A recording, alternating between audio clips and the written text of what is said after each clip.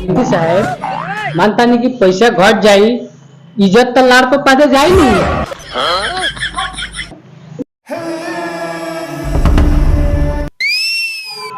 समिति साहब मूर्ति रंगाइए गए। हाँ, मूर्ति वाला के पैसा भी दिया गई, नाच वाला के भी पैसा दिया गया। हाँ। अब बाकी रह गई नाच में एगो जनरेटर। हाँ।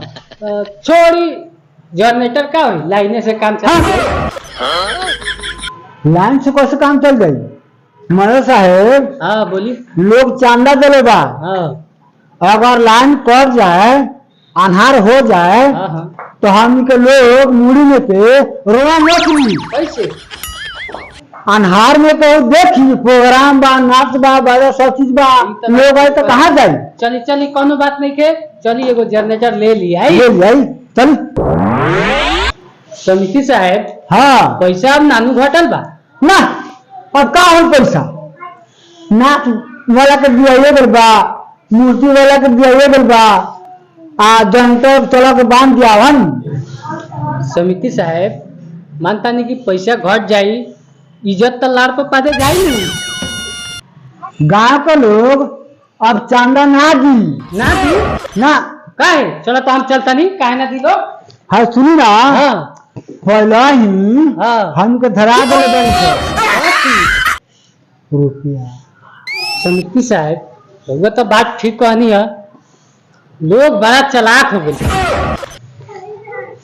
एगो काम करी, चली रोज कोनो का बाप के नहीं खेन ना, चली रोज पत्ता सिला जाए। चली चली चली डेरात क्या बन, चली चल चल रोज पत्ता सिलाई चली ना तो रोज पर मंगाई है, घटल बढ़ल देखा जाए। ठीक बा चल।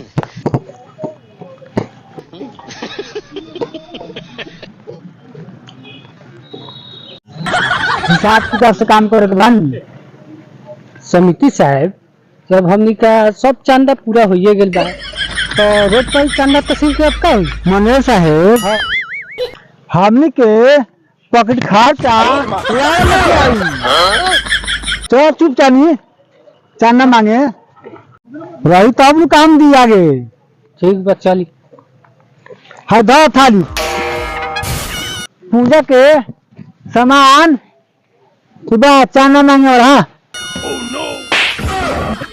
साला गिरा दे रे साला धोले ना साला दे ले आपको सामान से गिरा दे ले उठा वो तो पहले चलो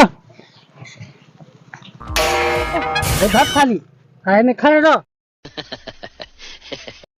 समिति साहब वो तो सर्वे उड़ा बता आओ तो कर रखी ओको से आई आओ तो तू कर अच्छा ना तो कथी के चंदा दुर्गा पूजा के गाँव में देनी है रोडो पर भी? गाँव में तोर बाबू देलन आ तू रोड पर तू दा साला देवे चंदा के उठाई डंडा। इतना रंगदारी हाय धर साला चांदा। वाह साला समिति कहाँ के हवा हो साला, बड़ी रंगदारी देखावत हवाई। चल चल चल एक नाम है धर्म। हाँ धर्म। हाँ कथी धर्म? रे मेरा बाद में हाँ आधा तू धर लिया आधा हम धर हम तू धरी पंजाब नेशनल बैंक में हम धराम स्टेट बैंक में। समिति साहब तो बड़ा उड़ा साला आओ तो सर रखे चांदा चांदा साला सा हमारे बाबू दे रहे भटोनिया के दिया का काफी रे चांदा चांदा। हाँ तो बाबू दे घरे नहीं। हाँ आ तू रेता दे दुर्गा पूजा में रंगदारी कर देगा लोगन साले लोग रंगदारी है। हाँ तो रंगदारी ना था कभी चांदा है चांदा ठीक बा हम चांदा देता नहीं चांदा देता मेरी रंगदारी चांदा ना है दुर्गा जी के देता नहीं हम चांदा। रंगदारी है पूजा का चीज बता रंगदारी है रंगदारी नहीं। हाँ ठीक है कहो चांदा ले भाई तो चांदा ले घर बाबू ने देवा एता तू दा साले लोग बड़ा का रंगदारी भेल बना दर रोड में का करला। हां रोड तो हरिका बात का रोड ना है जा पे साला ना पैसा दे रोड देखो आता भाग लो भाग भाग साहब हाँ ना साहब एगो सरवा और आवता आज तो सर्व के हमें दो चंदा चंदा गोंदी पाट फाटल बा हम कहां से चंद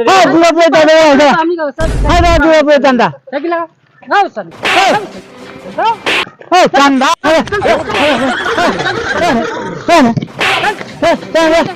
चंदा हम बड़ी बात में भिखार बानी मोटे कहां से भिखा बड़ी चंदा चंदा चंदा चंदा देता नहीं चंदा रो देता नहीं वो जरा मर दे हम तो ये चल ऐसा क्यों खा तो ये पैसा आप पहले दिलवाता तो नहीं पीता हम जाने तो रंगदारी कर बोलो मत रंगदारी वो रंगदार आदमी नहीं बा देबा कि ना देबा गाड़ी कर दे चलते मात्र घेर हे मां साहब ये और आता आवे दो हो चंदा चंदा हो चंदा हो दियो चंदा समिति साहब हाँ मां साहब कितना हो गेल 50 ले चलो तब ठीक बा पॉकेट खर्चा हमनी को होई नहीं हाँ होई समिति साहब हाँ मां साहब नाच वाला के पैसा दियाइए गई दिया गेल बा टेंट वाला के दियाइए गई दिया गेल बा मूर्ति वाला के दियाइए गई हाँ तो एमे से आधा रुपया हमरा के फाट के दी हैला हाँ 10,000 है बराई आधा रुपया दो एमे से हम समिति बनी घाटी बढ़ी हाँ मूर्ति में बाजा में कुछ में अगर घाटी बढ़ी हाँ। तो हम लगाए ना सब के दिया गई बा दिया नहीं मूर्ति वाला टेंट वाला मूर्ति वाला के दिया गई तो 40,000 रुपया तू कथी में कर दो आधा फाट के हाँ हम समिति बनी हाँ घाटी बढ़ी तो अपना पाकिस्तान खर्च करे ना, घटी तो देखल विकास ले ना 10,000 में ना हुई दे पैसा काहे ना देबा दे पैसा दा अब कितना दी हमरा आधा रुपया चाहिए हाँ, जमा चल। कुछ चाहिए आधा रुपया दे आधा रुपया दे आधा रुपया दे चला इसमें समिति बा आगे सारा मेला के टूर कर रहे हैं ऐसा ने समिति वाले सारा मेला के टूर कर रहे हैं साला ओ भाई हम जाता नहीं हो ना दिया लोगन चंदा ऐसा आदमी के साला से सारा पैसा खा जाता है साला